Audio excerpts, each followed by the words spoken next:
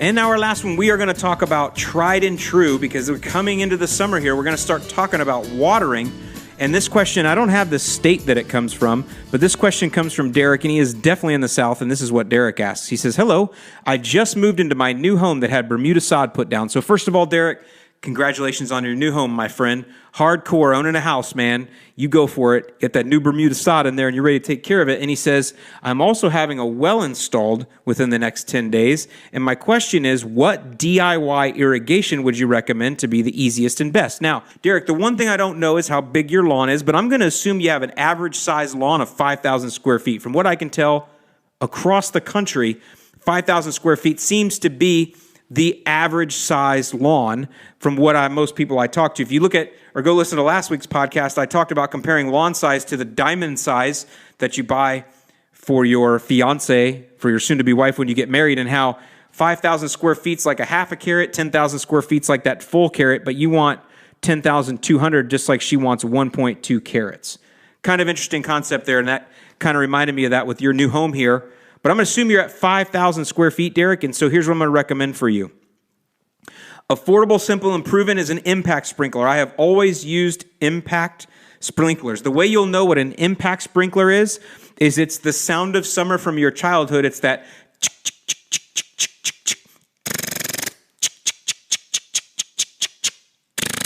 and I hope that was a very good representation of that sound of summer.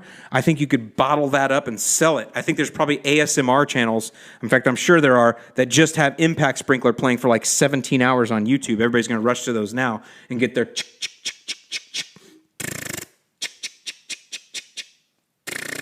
But either way, that's the sprinkler that I recommend. The reason for that is they're cheap. And you can get them made of metal and zinc in that, so they're a little bit more heavy duty. But let me read to you about the history of the impact sprinkler, because it is such a part of the American culture. This comes right from Wikipedia. The original horizontal action impact drive sprinkler was invented by a Glendora, California citrus grower, Orton Englehart, in 1933 and patented in 1935. Orton later sold it to Clem and Mary LaFitra, who manufactured it and marketed it under the brand name Rainbird. So that's really kind of cool. Rainbird is an iconic company, and I'm pretty sure they must have made their name based on the impact sprinkler. You'll also find it called the impulse sprinkler. The reason I like these is because this design is simple and there is less of a chance to clog. So I think you said you're having a well done there, and a lot of times, especially if you have a well and it's new, who knows what's in there, who knows what's coming up through it. I mean, I know they put filters on them, things like that, but either way, you don't want something getting lodged in the head, and an impact sprinkler is pretty much wide open. So that's one of the reasons why a lot of people like it. The other reason I like it is it simulates rain the most. When you think about getting water down on your lawn, you want to simulate rain, because rain is what God invented, and so rain obviously works the best, right? And rain is the most even way of getting watering done. It's the most consistent way of getting watering done. And so therefore you want to try to mimic that. And I believe that the impact sprinkler or impulse sprinkler does that. And I've done videos before on how to use them, how to use the screw nut on there and how to deflect them. You can use bricks to pull them up or down to carry and cover oblong areas. But the other thing that they do is they do keep the water relatively low to the ground.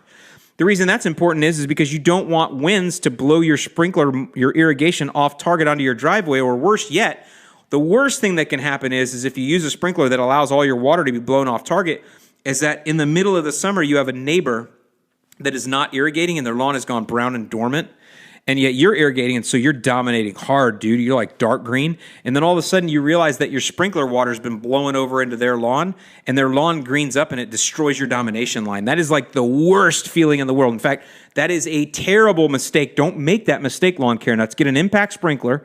Use bricks and different things to move it up on one side and down on the other, and make sure you keep that water low to the ground. So that's my advice there. You can get impact sprinkler, quality ones made of metal or zinc or whatever, for like $10 on Amazon. I think that's a really good way to start. Funny enough, I've owned many impact sprinklers over the years, and most of those are now currently in Jake the Lawn Kid's garage, because he used to have this joke he would play on me when he was a young lad, and he would steal my sprinklers and he would hide them in his garage, and we would always have fun going over and digging through the garage and trying to find the sprinklers that Jake took. But either way, those are some good old summer memories there. The impact sprinkler, that is the one that you want to use, and that is the one that I recommend to this day. And one other piece of advice that I will give you when it comes to doing a manual sprinkler or manual irrigation, I used to irrigate my lawn in Indiana manually for years. I had no in-ground sprinkler system, and that house still does not today. Front lawn was like 4,000 square feet. Back lawn, like, I don't know, 2,500 or something. I would do it by hand. And just as I mentioned that the more experience you get spraying your lawn or spreading fert on your lawn, how you're going to develop a certain pattern that brings you the most efficiency, the same thing will happen as you irrigate, as you water.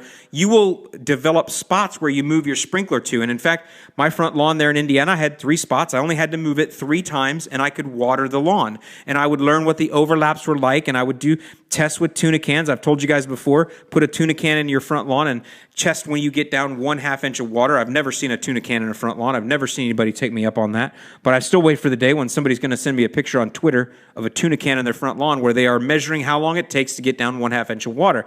But as you do it, you will gain efficiency. So make sure as you're doing that watering that you're paying attention to that. You're understanding how much is going down there and how fast, Derek, and that way, once you do get the sod established and you're ready for a regular irrigation cycle, you already know, okay, here's the 3 points I got to set the sprinkler at. I leave it a half hour in that one, 15 in that one, 20 in that one, all in between there, a couple 2-tree beers in between. Maybe I'm over doing some edging. Maybe I'm burning some weeds over in the flower beds over by there. But what I'm doing is I'm making sure that I can multitask and get as many things done in the lawn while I'm out there to make the best use of my time because I've learned my land.